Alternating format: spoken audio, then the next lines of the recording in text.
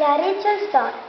Hi havia una nena que tenia els cabells tan rossos i tan ritxolats que tothom li deia la Rachel d'or.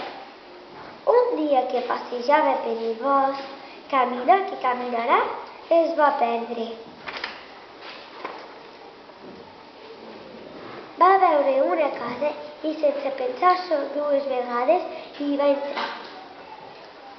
La taula era parada, amb un plat i un got gran, un plat i un got mitjà i un plat i un got petit. Quina oloreta, va pensar la nena. I va tastar la sopa del plat gran, va beure aigua del got mitjà i es va crustir tot el que hi havia al plat petit. De puntetes va pujar les escales i quan va ser a dalt va veure un llit gran, un llit mitjà i un llit petit. La Rachel d'or es va estirar al llit petit i s'hi estava tan bé que es va quedar dormida com una soca. Mentrestant els amos de la casa tornaven de fer una passejada. Eren 3 ossos, unos grans, unos mitjans i unos petits.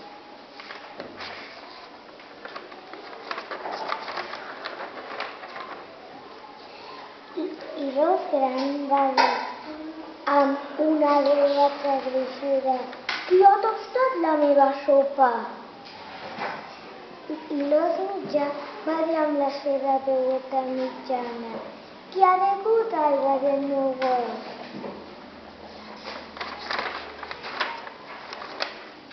I l'osset petit va ploriquejar amb la seva veueta tan fina: "Qui s'ha cruspit tot el menjar del meu plat?" Els 3 ossos van pujar les escales molt a poc i sense fer soroll. "I qui dorm en el meu llit?", va cridar espantat l'osset petit. Amb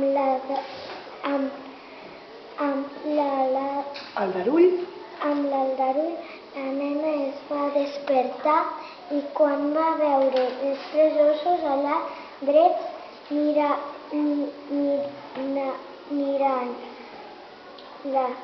va arrencar a córrer, deixant-los bocabadats.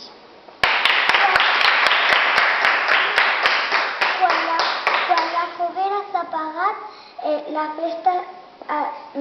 festa s'ha acabat.